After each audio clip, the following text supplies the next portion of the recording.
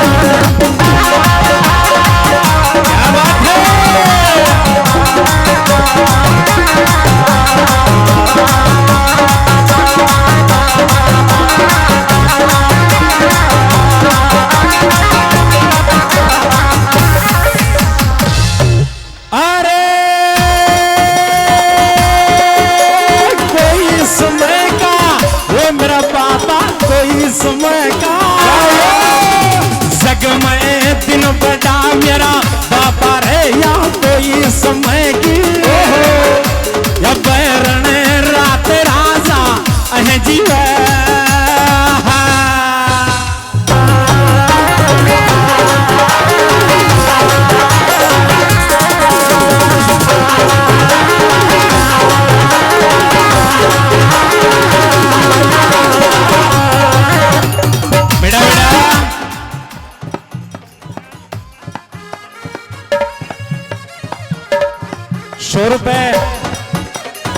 सुरेश चंदी गुजर पूर्व पंचाब जिनकी तरफ से मान सम्मान भेंट होता है। बहुत बहुत धन्यवाद। आइए 1 2 3 4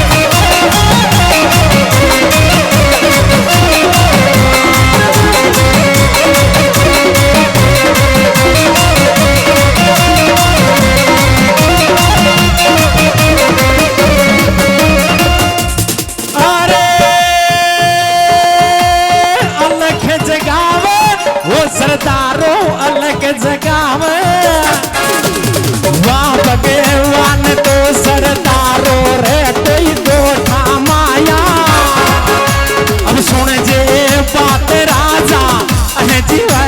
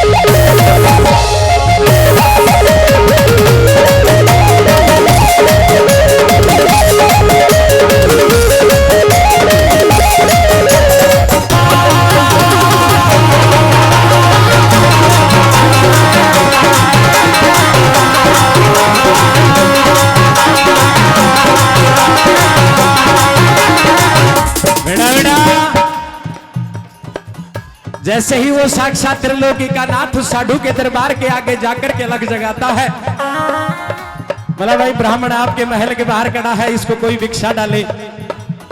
दासियों का काम हुआ करता था राजा रानियों के काम करने का।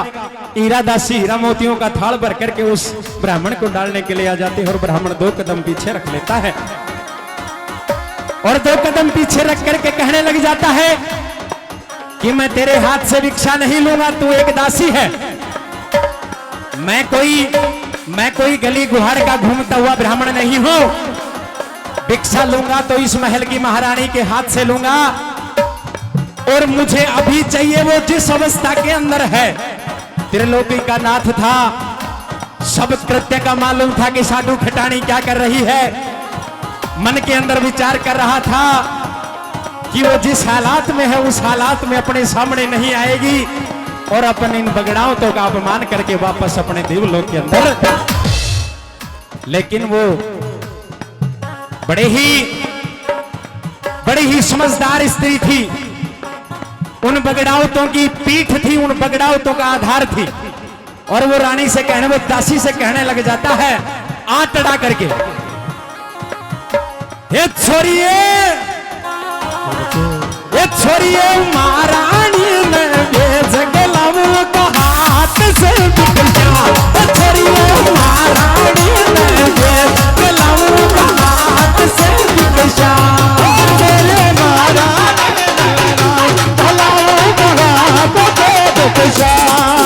ये हाथ से बिकशा की छोरी, हाथ से बिकशा दसिया महारानी ने गलाऊ का हाथ से बिकशा।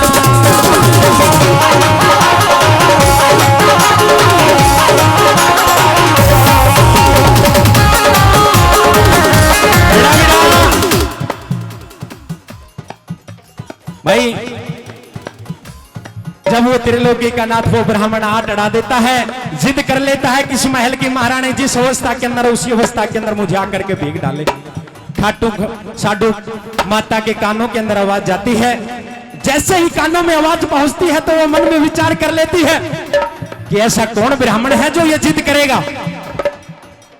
और मन के अंदर आत्म शक्ति जाग जाती है और उस ईश्वर का ध्यान कर लेती है कि उसके अलावा जब मेरे पतियों के पास उसके काबू नहीं लगे तो वो मेरे को छलने आ गया। बताया जाता है साधु साक्षात शक्ति के जैसा अवतार था। और वो करके हिम्मत अपने स्नान घर से बाहर निकलती है और उसी अवस्था में, जिस अवस्था में नहा रही थी, नग्न हो, बिना वस्त्रों के नग्न अवस्था के अंदर महल के चौखट के ऊपर आकर खड़ी हो जाती है। दासी से हीरे मोतियों का थाल लेकर के आगे कर देती है। ब्राह्मण उसके 2 कदम पीछे रख के उसके सामने और क्रोधित हो जाता है कि तुझे शर्म नहीं आई, तो एक ब्राह्मण के सामने इस नग्न अवस्था के अंदर आ गई। हीरा दासी ने हाथ, उस साधु माता ने हाथ जोड़ करके प्रणाम किया और हल्की सी मुस्कान के साथ, चेहरे पर एक हल्की सी मुस्कान, हाथ जोड़ा और शीश नवाया। बोलो इधर थी कि माड़े भेजो जना कि पैरार भेजो जोगे। आज मैं आई कपड़ा का लीर के मायने लिपटगा और आज बड़ा और तेरे आंखा का आगे उगाड़िया कि जना शर्म आओ जाए। बोलो इधर थी कि माड़े भेजो जना मुन कि पैरार भेजो जोगे। और साधु की बात सुन करके साक्षात त्रिलोकी का नाथ अचंभे में पड़ जाता है, क्योंकि वो काया माया का वरदान यूं ही नहीं मिला हुआ था। चाहे कोई भगवान भी अगर अपने मुंह से वचन दे देता है तो उनको निभाना पड़ता है, वो विधि का विधान होता है। चाहे फिर कैसा ही रूप बना करके आ जाए, वो उसमें कोई फेर बदल नहीं करता है। और सामने जैसे ही वो साधु माता का जवाब सुनता है और वो प्रसन्न होकर के विष्णु भगवान कहता है, अहे राजीव